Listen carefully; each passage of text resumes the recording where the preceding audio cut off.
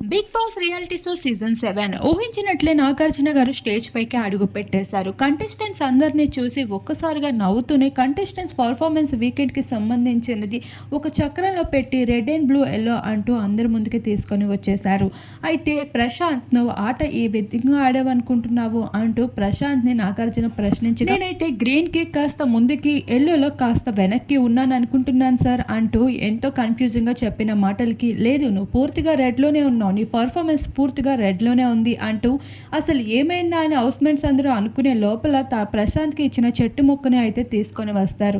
ఒక చెట్టునే చూడలేకపోయిన వాడు ఇంకా నువ్వు రైతు బిడ్డవి ఎలా అయ్యావు అంటూ నాగార్జున ఒక్కసారిగా క్వశ్చన్ చేయడంతో హౌస్మేట్స్ అందరూ స్టన్ అయిపోతారు. ఇప్పటి వరకు కంటెస్టెంట్స్ లోపల ఏమనుకుంటున్నారో, ఒక రైతు బిడ్డ అయ్యుండి ఒక చెట్టునే చూడలేకపోతున్నావా అంటూ నన్ను ప్రశ్నిస్తారు బిగ్ బాస్ అంటూ ప్రశాంత్ హౌస్లో అనుకున్న మాటల్లే స్టేజ్ పైన చెప్తూ వచ్చేశాడు నాగార్జున.